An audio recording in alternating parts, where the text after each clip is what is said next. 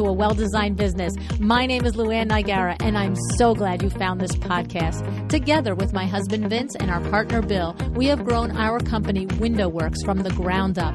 So I know and I understand the challenges you face in running your interior design business. I also know that your talent alone isn't enough to ensure your success. So on this podcast, we talk about strategies and practical steps to help you grow your business. But make no mistake about it, we have our share of fun here too, mixed in with those aha moments that I love so much. This isn't fluff. Nobody has time for that. Whether you are a new interior designer or a seasoned designer, I am here to help you create and to manage the kind of interior design firm that you dream of. It's straight talk and it's action. Are you ready? Let's get started. Hi, welcome to A Well-Designed Business. It's Power Talk Friday. Before I get to the show, I want to remind you that the first stop of the Power Talk Friday tour is 1 week away from today. It's next Friday, April 5th, 2024. As of this recording, we have a seat open for you. Power Talk Friday is a one-day, all-day with me and my Power Talk Friday experts. Each Power Talk Friday stop has different experts. In Dallas, I'm going to have the Vin Man with me, Kay Whitaker, Michelle Williams, Kathleen Anderson, and Andrea Libros. Talk about a very special opportunity for you to get quality advice on the biggest challenges you are facing in your business. Holy cannoli, right? Think about the before and after of a day like this with us. This is one-on-one time. This is in the weeds about your business. Bring your questions, leave with a plan. Go to powertalkfriday.com to learn more. Now, today is a very special episode. Ali Stein is with me. You might not remember Ali by name, but believe me, you know who Ali is. Do you remember the Regan Baker episode? If you remember, Regan raved about a former client who pitched Regan to come work for her. Regan said yes, and this person, over the next 7 years, helped Regan grow the Regan Baker Design team from 5 to 20 employees. She helped increase their revenue by 1,200%. She was the director of operations for Regan Baker, where she oversaw HR, performance management, finance, business development, marketing, project management, and more. And I was like the entire time of the podcast thinking, who is this business savant? Well, it was Ali Stein. And Ali now has her own business, Grabler Brand, where she advises creatives as a business strategist and an operations advisor. She is a heck of a #smart lady, and one of her superpowers for Regan was figuring out where the next clients come from. So let's learn from Ali.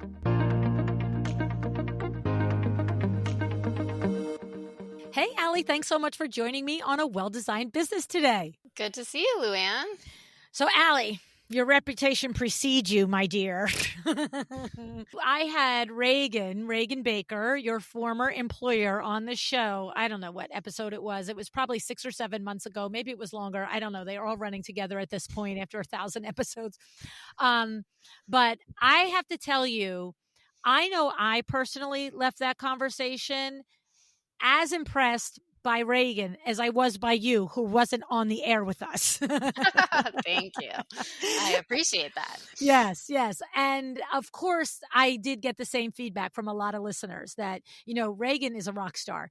But, there's something about a leader, a business owner, an entrepreneur that is very clear on the who and the how they have done what they've done, because you can't have a doer without a dreamer, and nothing will happen. There's nothing to do if the doer doesn't have a dreamer.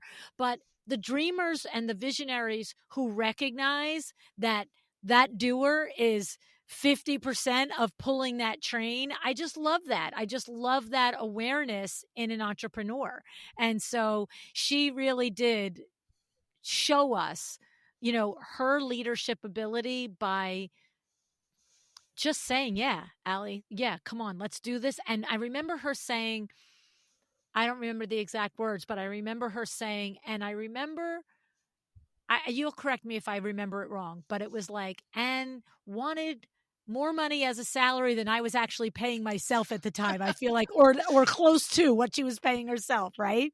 Yeah, yeah. No, Reagan, she's a wonderful person, a really great business leader. And Yeah, I'm so happy that I still get to work with her in a different capacity these days. yeah, yeah. So yeah, we had a really great working relationship um, and accomplished a lot together over a Yeah. 7-year period. So the thing is, you have morphed your business, and you previously, when I interviewed Reagan, you were actually working for her. But now, Allie, you're in your own business, and it's interesting because as much as you were functioning as slash integrator, director of operations, business manager for Allie, because the business wasn't large enough at that time to have three separate roles, so you were doing a little bit between all seats.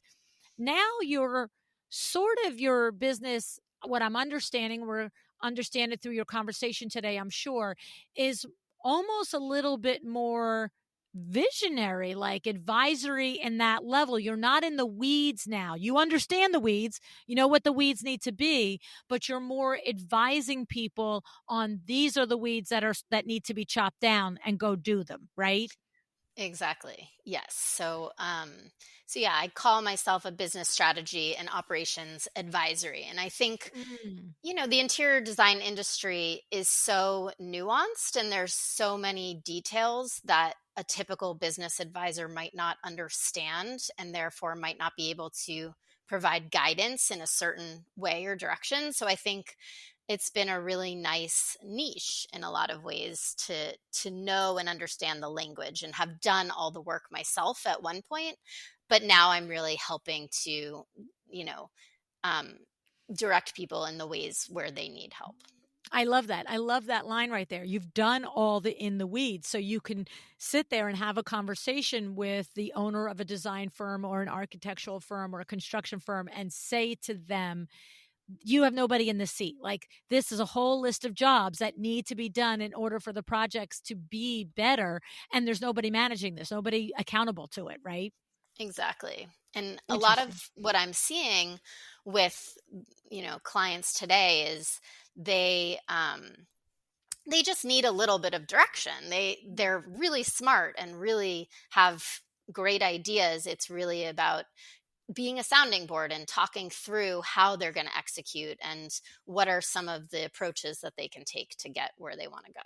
I love it. I love it. So, this is a service that you offer. We're going to put the links in the show notes if anybody wants to understand more about it.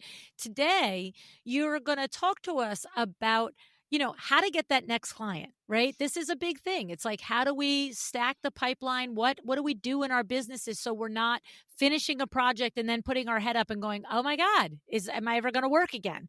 And if I had a nickel for every time I've had a designer say that to me, you too probably, right? Oh yes, it's something that should always be on people's minds because that's how you fuel the business, getting that Exactly. next client for Yeah. sure.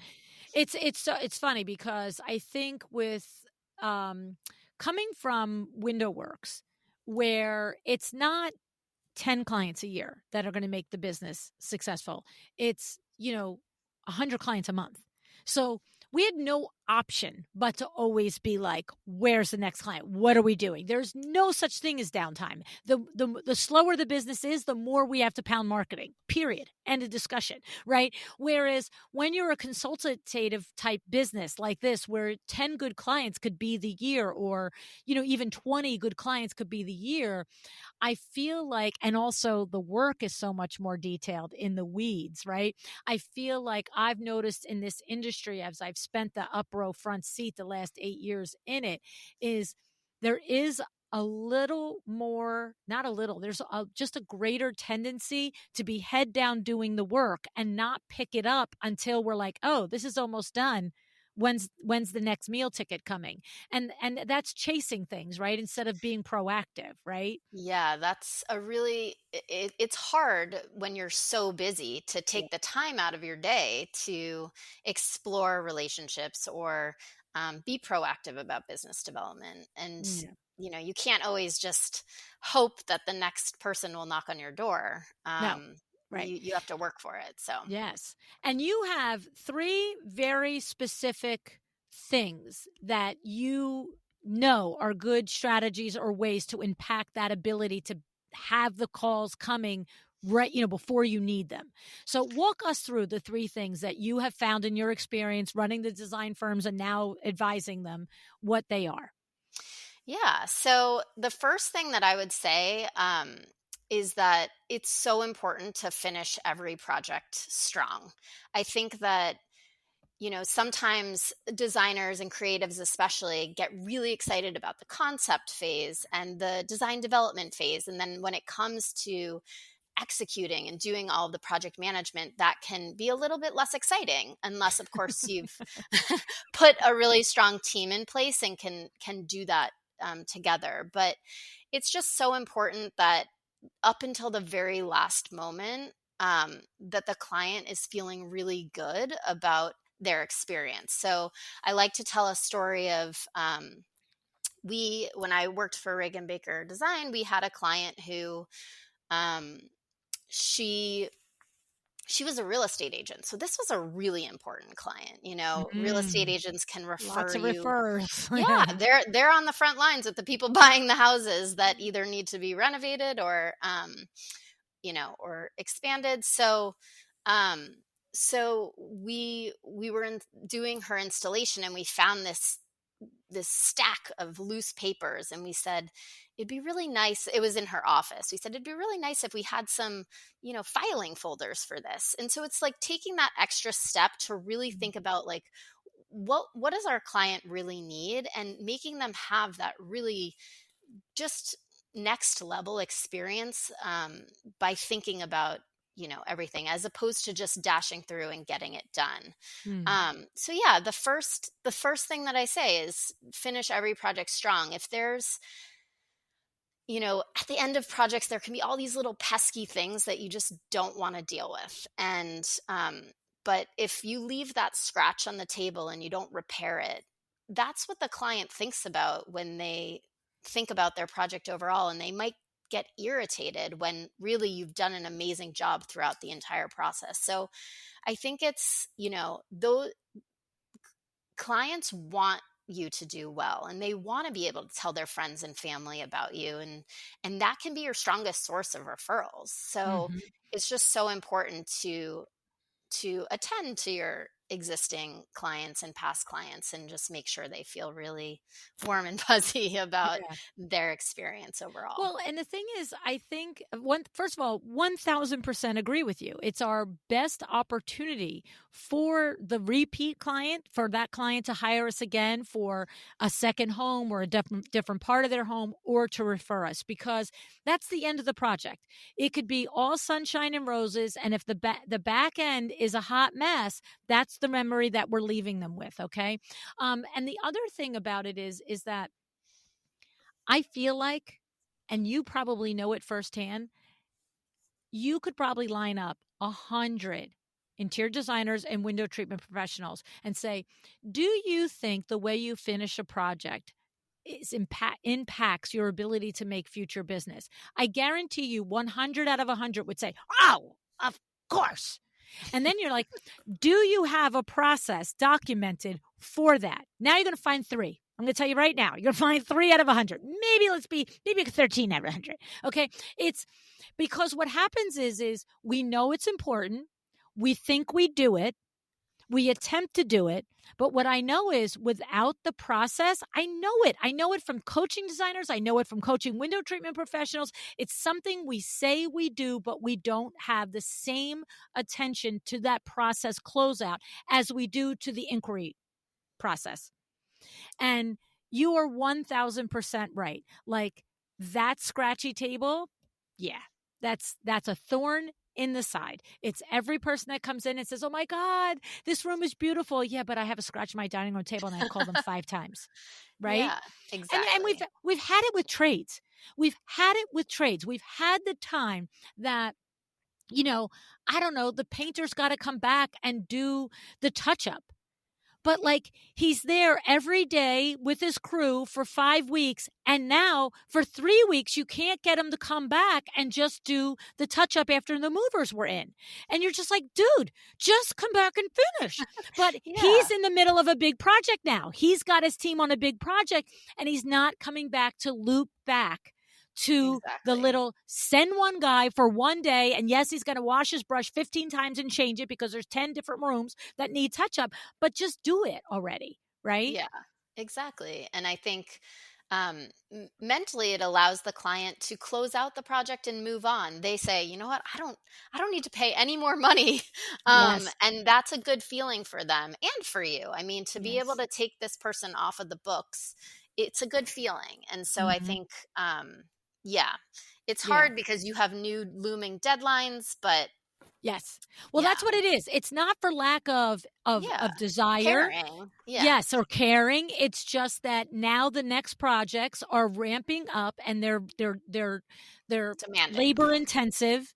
They're, you're making first impressions over there, but it's illogical to have done 2 months or 2 years worth of building a relationship and a thing with a client to have the end of it. Like at window treatments, look, it's not the same as in depth as it is with interior design. But knowing that our last two contacts, if you're outside, it's Carlos. If you're inside, it's Billy. These are our A++ installers. And we have a very defined process from the day a job is installed.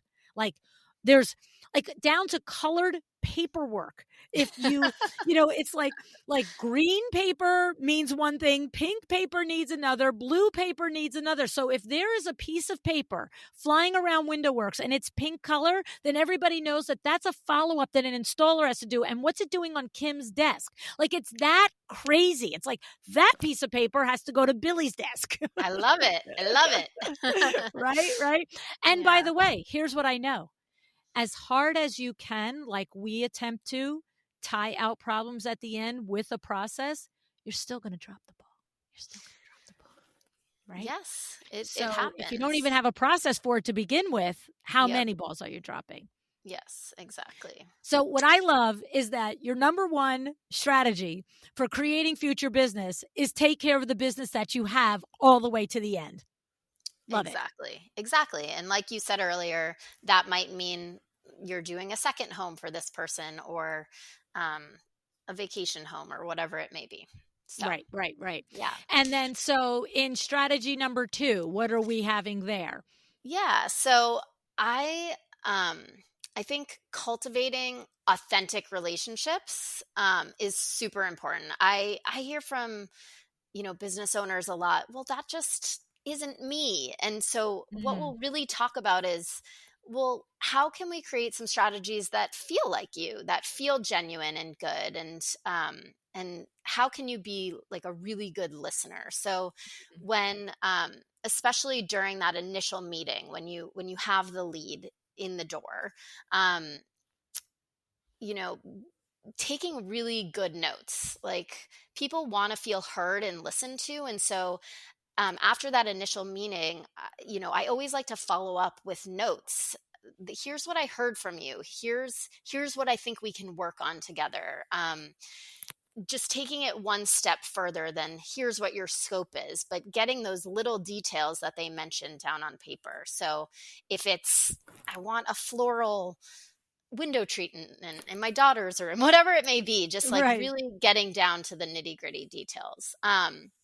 But then also preparing for those interactions with people so that they do feel genuine. So I like to use the example like, if you have a potential client, it's important that you look them up. I know that that might feel weird, but get to know them a little bit. Understand what their LinkedIn profile says. Do they like to play tennis? Is that listed on their LinkedIn profile? That's something that I like to do. How can we make a connection about that in a genuine way? Like, hey, I think anything that you can connect personally on and inspire conversation can be a really nice way to make that connection feel more genuine. Well, I mean, look, it's no you're interviewing each other, right? You're interviewing the client is interviewing you. And I mean, if think of the last time you interviewed a potential employee, if they were like, "Oh, I noticed that you were featured in, yada yada last month. That's super impressive." You're not like, "Oh my god, are you a stalker?" You're like, "Oh, you did your homework on me." Right? Like that you appreciate that. And I get it. You're going to bring it up organically, but I mean, if it's out there in the public, then they're saying, I play tennis and I'm happy about it. Like, I want you to know about it. Right. And so I agree with you. It's like looking for the places that we connect in window treatments. Again, because the relationship is shorter, tighter, quicker. We teach the 7-step selling program. And of course, we've adapted it for interior designers as well. We teach it at Lou University. But the first step is the 1A, we call it the 1A phone call. It's the getting to know you phone call. We're not necessarily, we're not saying, do you want shades or drapes? We're not saying this. We're just like, hey, understand you're interested in this. This is what, this is, tell me about you. Tell me about who you are. Like, it's getting that relationship started at the beginning, because with window treatments, it's very common. Somebody makes an appointment through an admin and the salesman shows up at the door as a stranger. And so we're trying to change that in the industry. No, no, no. Don't show up as a stranger. Show up as an expert that they know already, you know? Yes, exactly. And Yeah, I remember I when I first started my business, the very first person that I reached out to be a potential client was someone that I had done a reference check with.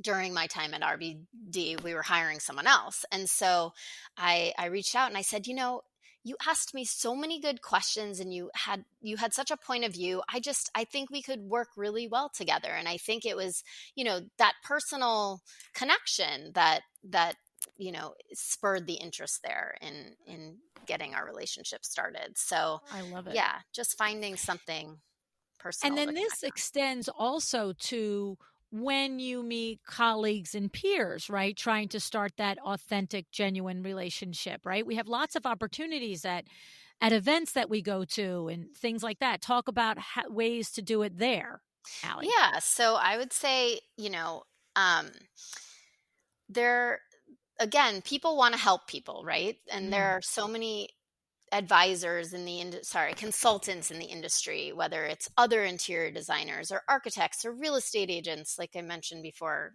builders. So each one of those interactions is an opportunity to just get to know someone personally, because people are interesting, right? Like, where did you grow up and what's your life all about? How did you start your business? But also, if and when you can establish a working relationship with someone, that can be a really strong engine of developing future business. So, for example, um, I mentioned the real estate agent example that, again, they're always selling homes. Or mm. if you work with an architect and they really see the inner workings of your process and that you're really reliable as an interior designer, um, next time they have a client come along who's looking to build out that team and add an interior designer, your name might be on their short list because they had a really great experience working with you. So just finding those people that can be your fans and can Yeah. can sell for you, because that's, you know how you scale yourself essentially is by allowing other people, whether it be clients or past clients or industry folks, that can really um you know that can champion your Yeah. growth. The thing is, it doesn't just happen necessarily. Sometimes we get lucky and it happens organically. We meet, somebody at the PTA, who happens to be the person who's connected to everybody in the town, and they will just say, I met this great designer. You got to know him. Or we meet an architect at a lunch and learn or something, and we hit it off, and that architect will naturally just reach back. And now all of a sudden, the relationship is off and running. But other times we have to work at it a little bit. We have to Absolutely. send the note. We have to do the next contact. We have to get out of our own box, because we are talking about how do we secure that next client? How do we build the pipeline?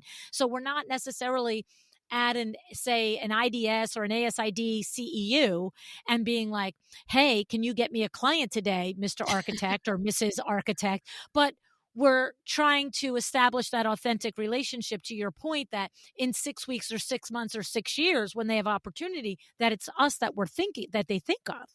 Exactly. And I think keeping yourself at the top of people's minds, whether that means going to those events and continuing, those relationships, but also um, trying to block your calendar. Maybe it's once a week or once a month, whatever you have the capacity or need for, but, saying you're going to take that hour to go to lunch, whether it be and either establishing a new relationship or um, cultivating an existing relationship.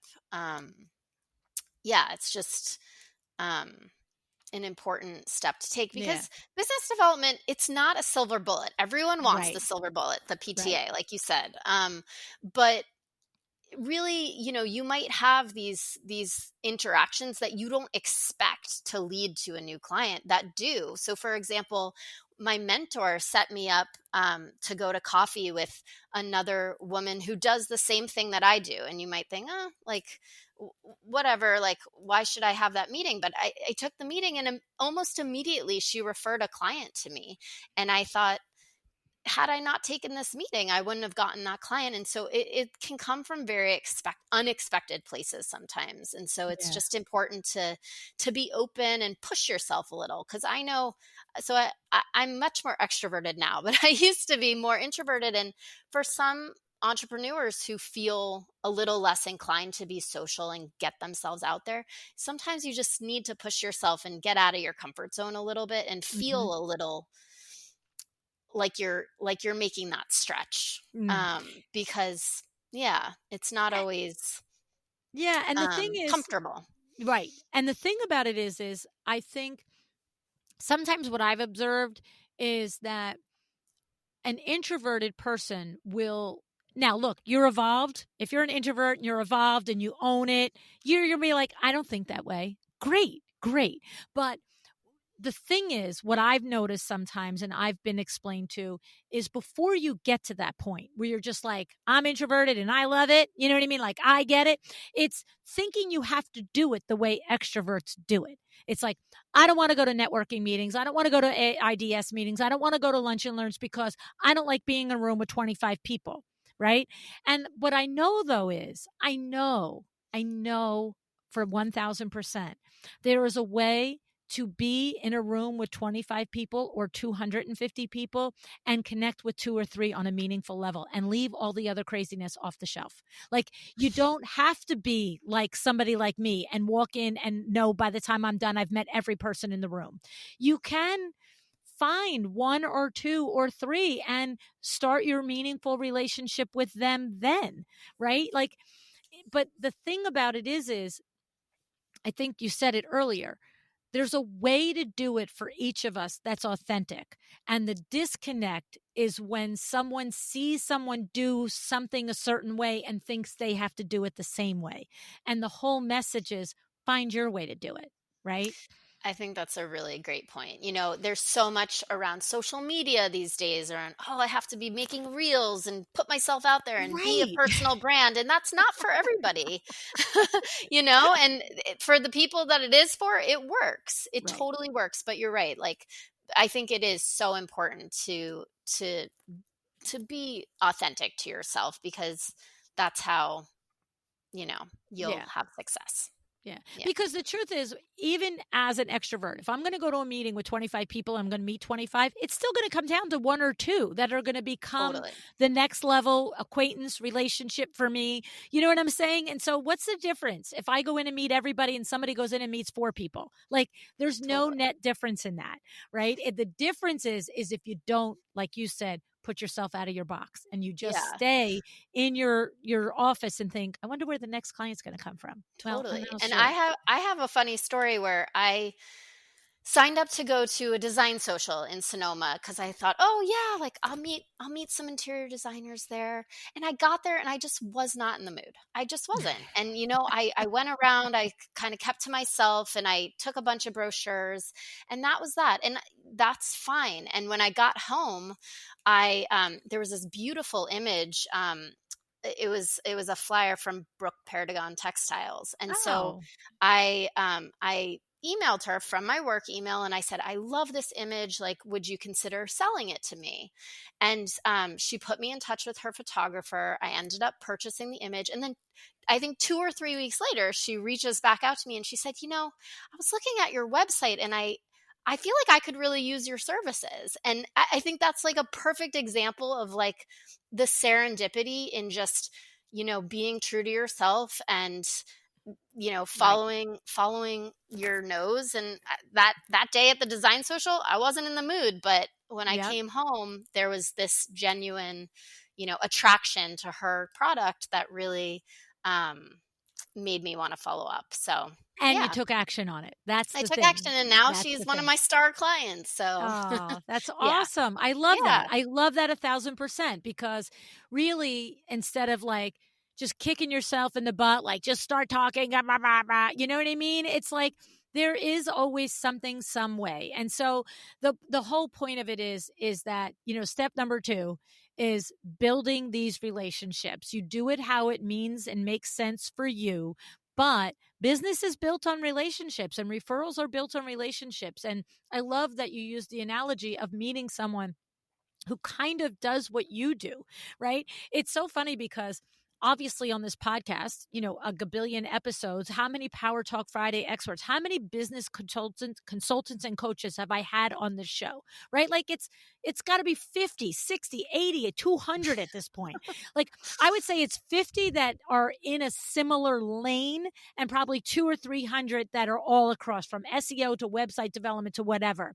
But there's 50 that are in a lane, but it's the person that resonates with Sandra Funk is probably not going to resonate with Tracy Connell, is probably not going to resonate with Claire Jefford or Nancy Ganscalfer, right? Like they might resonate as individual women speaking to them, having coffee and sharing a glass of wine. You're great ladies. But when it comes down to choosing one to work with, these 4 ladies are so different from each other. Like right, right. legitimately in the way they present their services, in the way they deliver their services, in the things that they say their services give.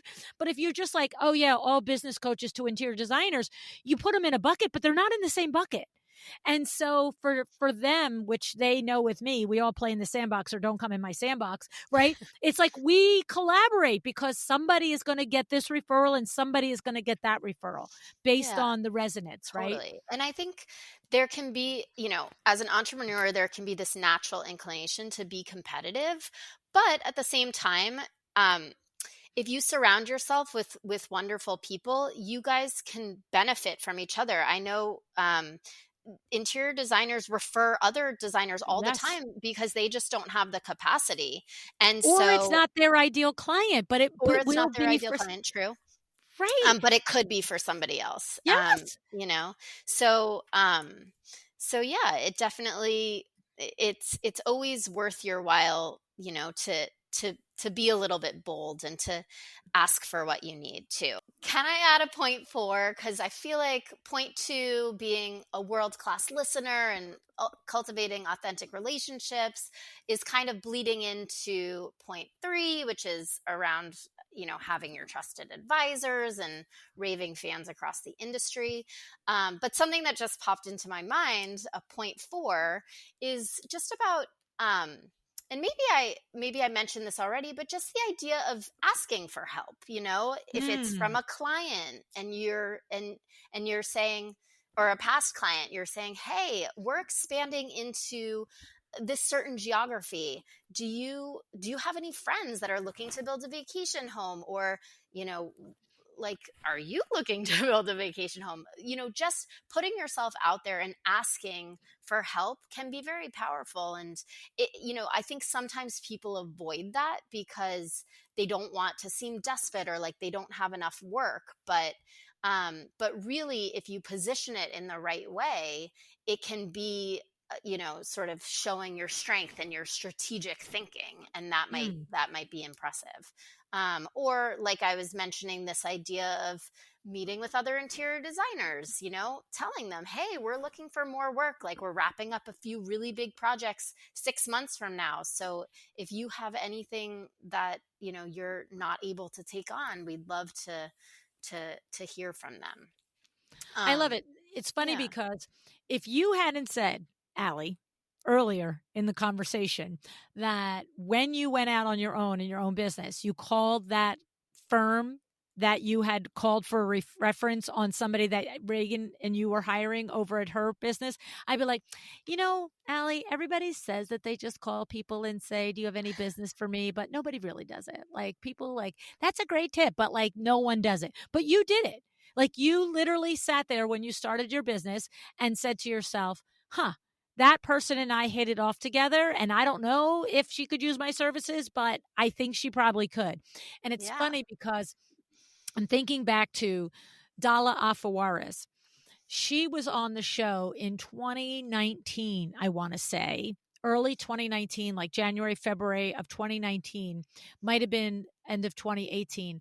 And when she went out on her own, I forget the number, but it was something like 100 contacts that she made, that she was like, she called every single, the business that she was at before. She called every single sales rep. She called every person she could think of and was like, I'm going out on my own. This is my specialty. I'm going into restaurant design. This is what I want to do. Do you know anybody? You know what I mean? And it was like, you got to go back and listen to that show because, Dala is not a, 1000% in your face type of a person. She's very normal. I just want to say she seems very normal. She doesn't seem like a lunatic. Like, of course she called 100 people. You know what I'm saying? Like when you hear her describe it, you're like, oh, that could be done. I could do that. And so asking for help is your Yeah. point for, and it's a genuine thing, right? It's a Yeah. real And tactic. yeah, so it's Carmen of Aquilo Interiors who ended up being my first client, and she has referred me so many times, and I'm so grateful for that, because that really is how my business has grown Yeah. significantly in these first few years. So, um, again, just taking that risk, putting yourself out there, can go a Yeah. really long way. Yeah. Yeah. Yeah, And it's true because most people do want to help. They want to help. definitely, They they they do. want to they want to figure out like, how can I just do a good solid by you, right? And if they've had a good interaction or a good experience, in the case of clients, they've had a good experience because you did point one, which is you've closed it out, right? Mhm. You've Yep. stayed strong to the end. Then there's no wigginess about picking up the phone to a past client because you left it tight, right? Yes, take them to lunch. Yes. See Yes. what's new in their life, what's going on with their Yes. crazy kids or whatever it is. So, Yes, yes, yes. I yeah. love that. I love that too. Well, this has been really, really helpful, Allie. And I know we'll put the link in the show notes to the episode where Reagan was on the show and how highly she spoke of you.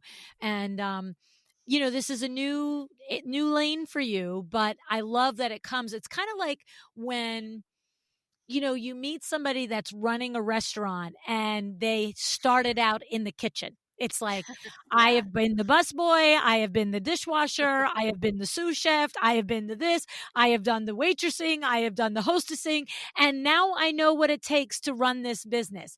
And so that I can visualize that that's the bird's eye view that you're able to give the designers and the architects that you work with because you have done all the jobs, so it's easier to see the gaps, right? Absolutely. And it just feels like, a member of your team that speaks your language. And Yeah, so, it's just a nice interaction, love it. if I I don't say love it. so myself. Well, if you're not gonna, who's gonna, Allie? Right? I mean, I could do it all day, but we need you to do it too.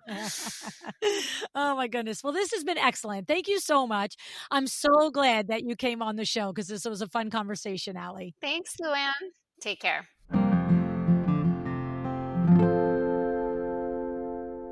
It really was a no-brainer for Ali to niche into advising for interior designers, right? She saw the nuances that creatives go through when she worked with Regan, and she saw how she could help. She knows entrepreneurial designers are smart, but sometimes need a little guidance to get to the goal. So, one of the main goals for today was getting that next client, right? Allie's advice was pretty to the point and pretty quite simple. These aren't tips that we haven't heard before on the show, but we all know sometimes we need to hear them again, and we need to hear them in a different way, and sometimes we're ready for the nudge. You may think just because a project is finished that it completed strong and that it went well because nobody ever said anything to you afterwards. But the thing is, you shouldn't be afraid to ask, how did we do? This is how you cement that relationship. This is how you create those understandings with your clients that will reap the benefits as the years go by. Because it's up to you to keep that initial excitement for the project consistent throughout the whole process and make sure the client feels good throughout the whole process, including the end. And Ali is right. One scratch on a table that they had to chase you to repair will leave a lasting impression and could be the difference in a repeat customer or not. But even when you ultimately repair it, it's not the repair that leaves the impression or creates the referral. It's how you did it. It's how you communicated. It's how you continued the relationship throughout the resolution that matters. Matters way more than the repaired or replaced item. And if you are a regular listener of the show, then you know relationships are everything, both with your clients and your peers. This reminds me of a conversation I had with Jessica Madison back on episode 683.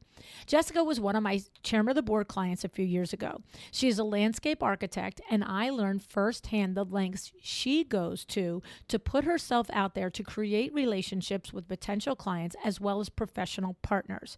In her episode, we talked about two of her processes: the process of identifying potential professional partners as referrals, and how she goes from you don't know who I am at all to getting a coffee to collaborating on multi-six-figure projects.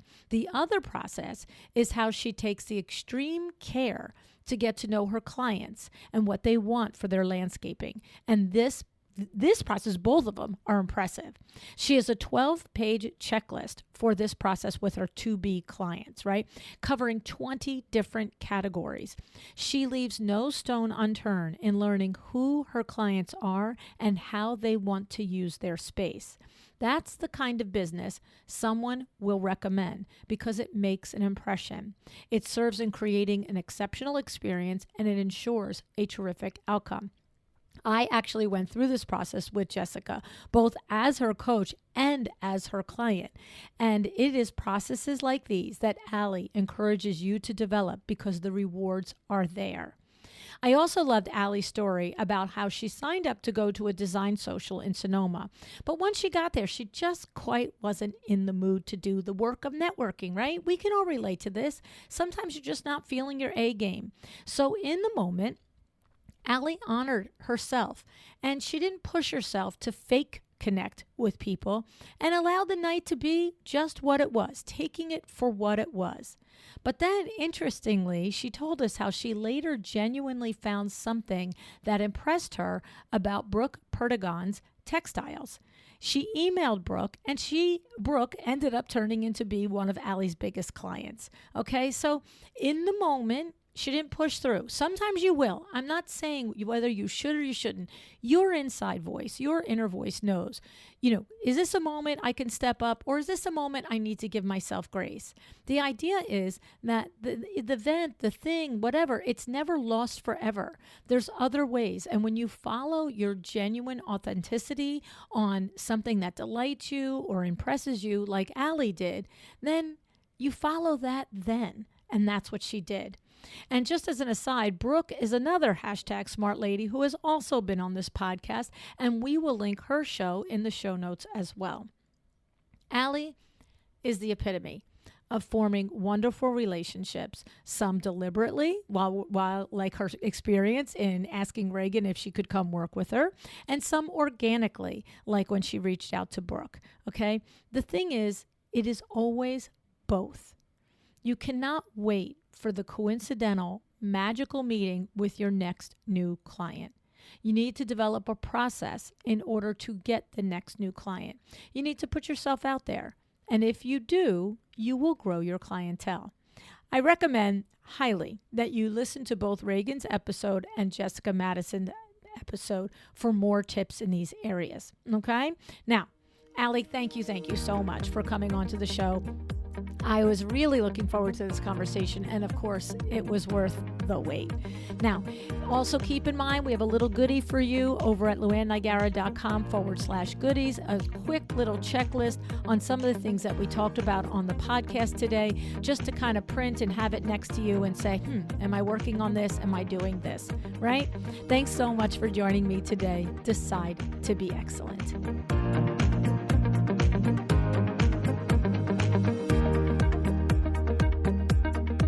Thank you for joining me today. This podcast is a production of Luann Niagara, Inc. If you want to know more about me, my books, or Luann University, go to luannniagara.com. And if you are interested in having WindowWorks help you with your next window treatment or awning project in the New York, New Jersey metro area, go to windowworksnj.com to learn more. Have an excellent day.